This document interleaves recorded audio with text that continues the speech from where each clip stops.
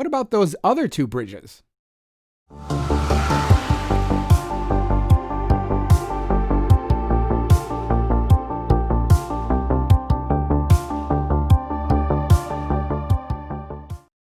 Hello, my name is Tim Little. I am a nighttime landscape artist living on Cape Cod on the east coast of Massachusetts, and this is Cape Cod After Dark, a web series devoted to helping you find fantastic places on the Cape to visit, as illustrated through some of the imagery that I have captured there.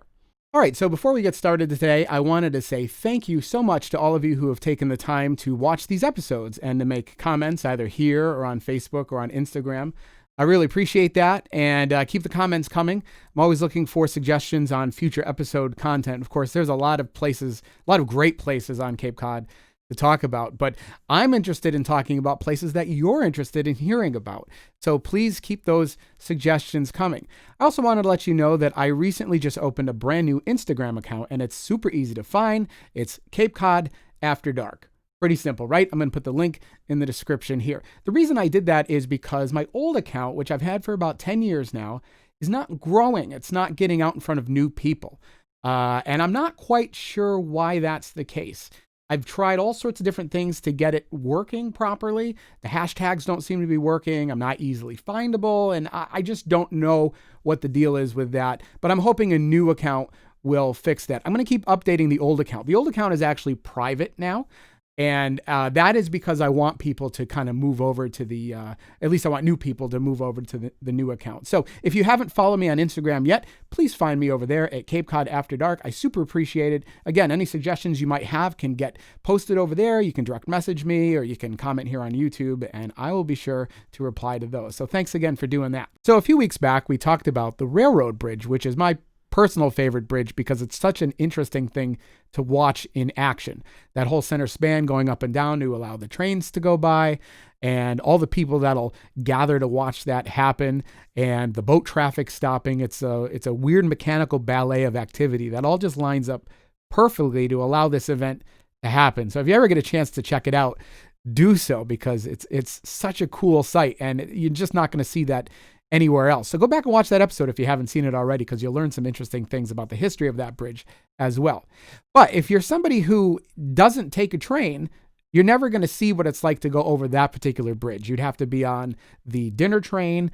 I think maybe the Cape Cod Flyer seasonally will go over that, or heaven forbid, for some reason, you're on the garbage train for some random reason. Those are really going to be your only experiences.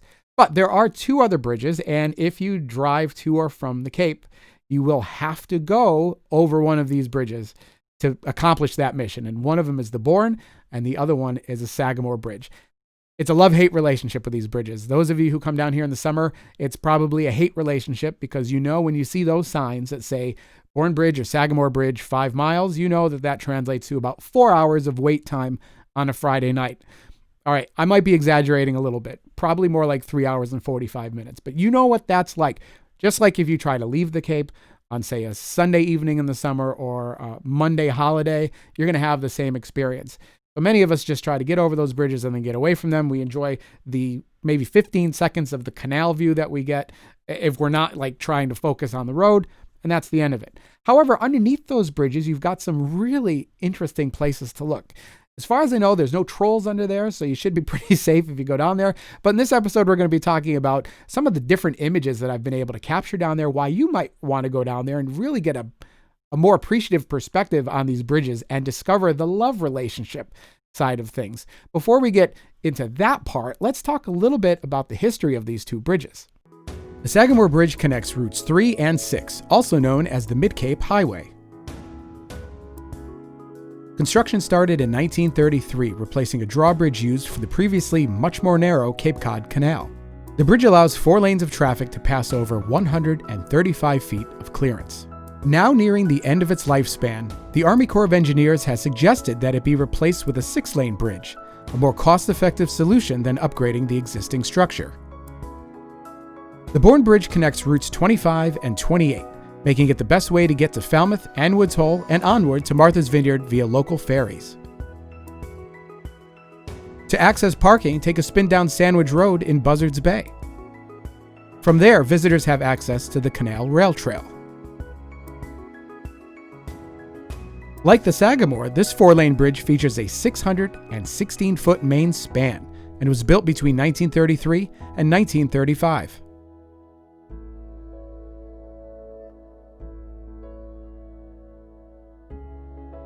A single set of tracks passes beneath it, connecting Cape Cod and the mainland via the nearby railroad bridge.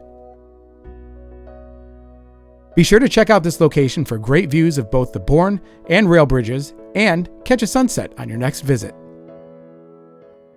There's a ton of opportunity for photography down at the canal, but it's just a great place to visit in general because you've got access to the walking and biking trail on either side. But from a photography standpoint, you've got sunrise and sunset opportunities. You've got moonrise and moonset, star trails, all the stuff that I'm into. You don't have the opportunity to do Milky Way work, just like I mentioned in the episode about the railroad bridge, just because it's too bright down there.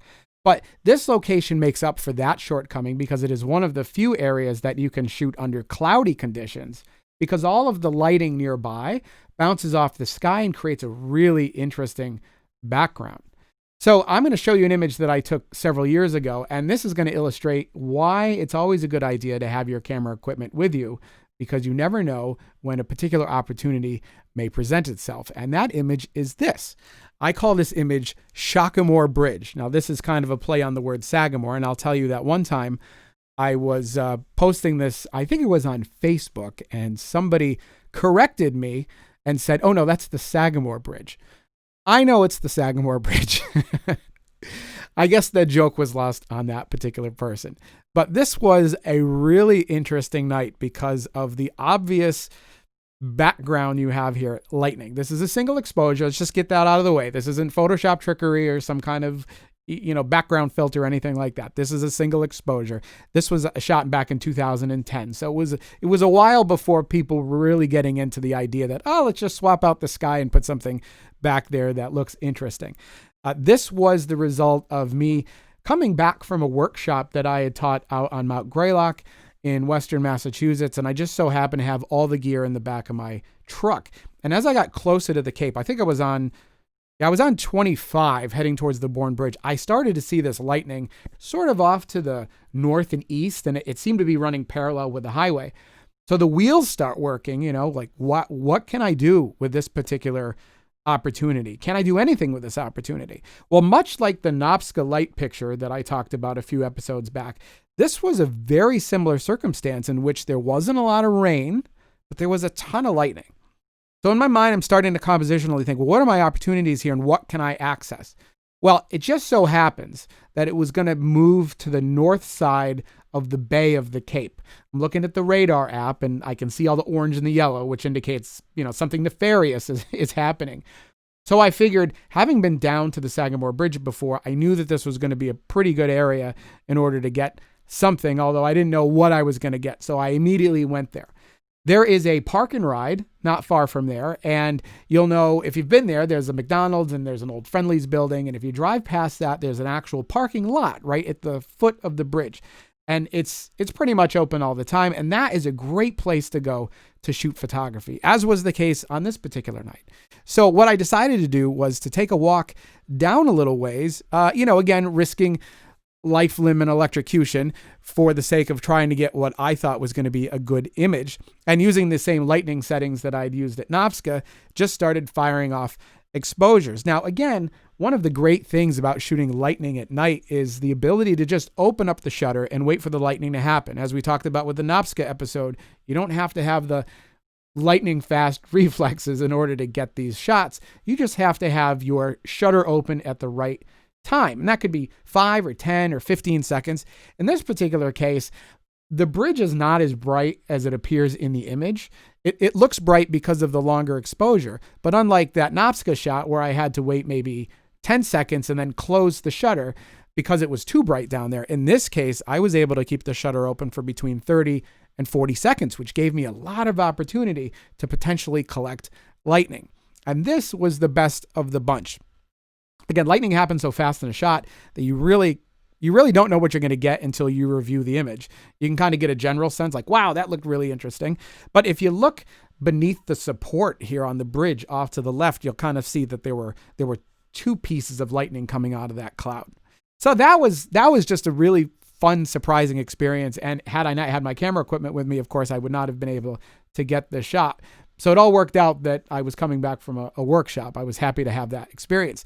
The second lesson that you want to keep in mind anytime you go out and photograph a great location is to keep an eye on changing conditions, because sometimes the best composition is the one you're already set up for, and maybe you just want to wait until something else about the image changes. If you know the weather conditions are changing or the light is changing, maybe it's a sunset or a sunrise, it's always a great idea to stay there for another 20 minutes or a half an hour as that light changes, because as you can see here, things did change. This was about a 20-minute difference between this and that.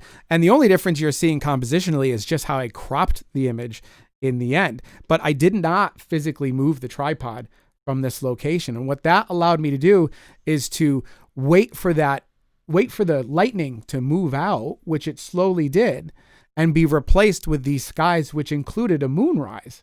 So that was just an added bonus. And if your eyes are really good, I have the photo over here on a laptop so I can kind of look at it at the same time.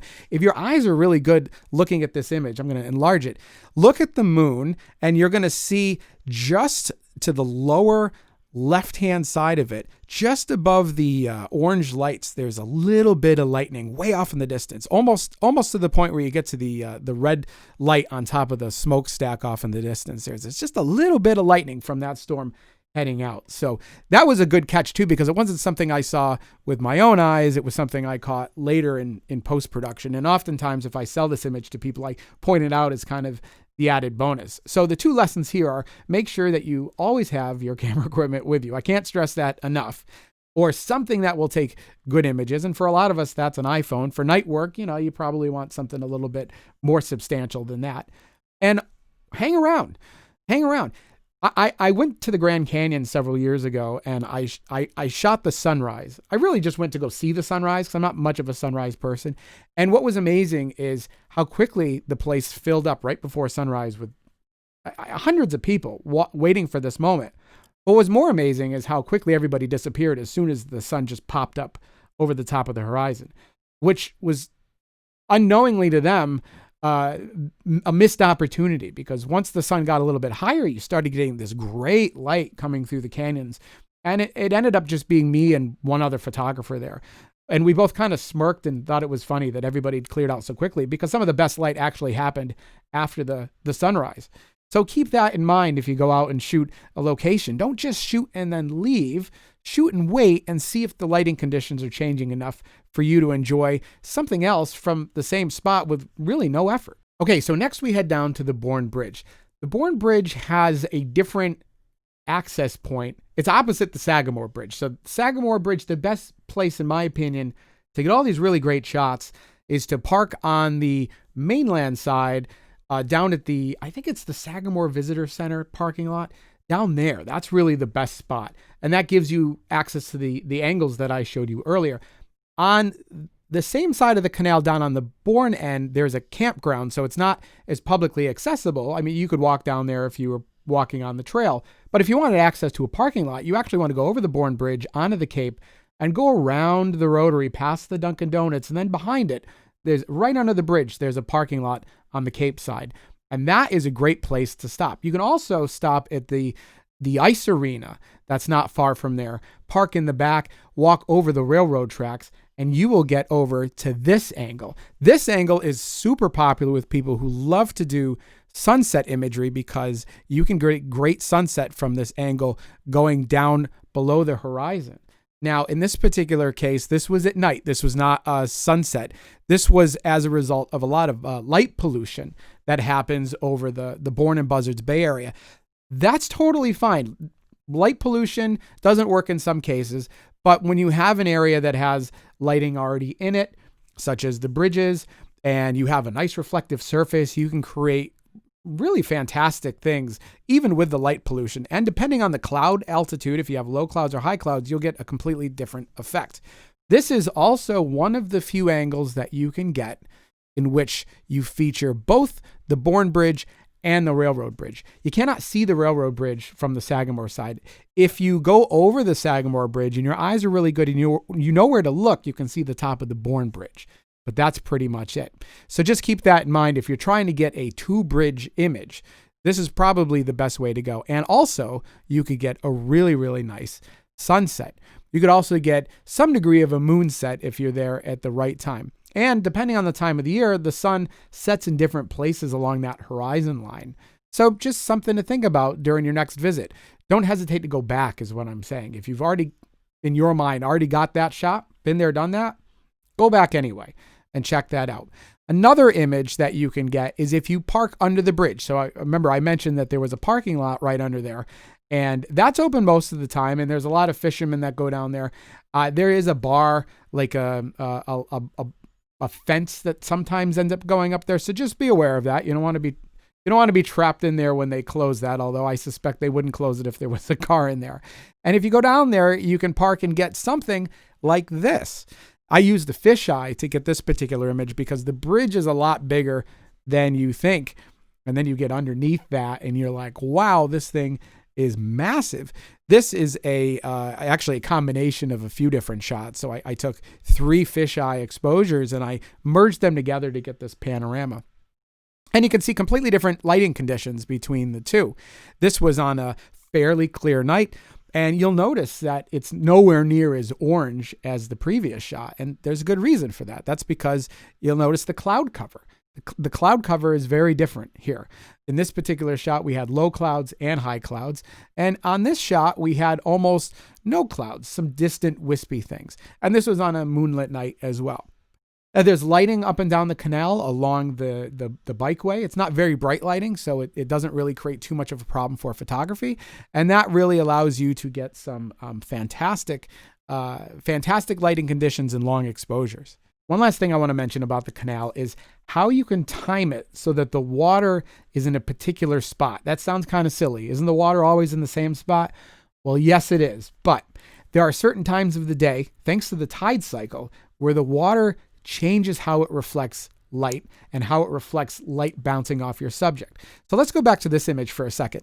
If you look at the water specifically in this exposure, you'll see that it's pretty smooth. There's a mirror-like finish, and you've got the reflection of the bridge structure in the water, which under normal conditions is a little bit difficult to get because when you have fast-moving water, or just water moving in general through a long exposure, it tends to spread things out and distort things and sort of make them fuzzy.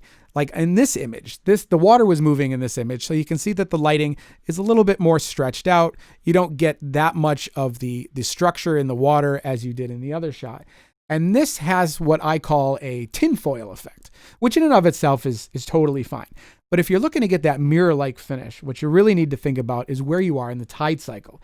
If you get to the point where the tide is about to change, essentially what happens down to the canal is the water ends up standing still for a brief amount of time. And that's what will get you that mirror-like image. So if you can time your tide cycle with maybe a sunset or some sort of other interesting lighting condition, you can really get those great reflections and you'll be rewarded with a fantastic shot.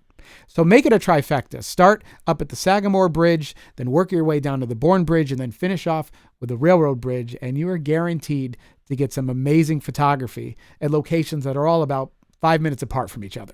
So there you go. Between the Railroad Bridge episode and this one, you have now seen all 3 Cape Cod Canal bridges, and the best part about it is you did not need to sit in traffic or even leave your house in order to make that happen.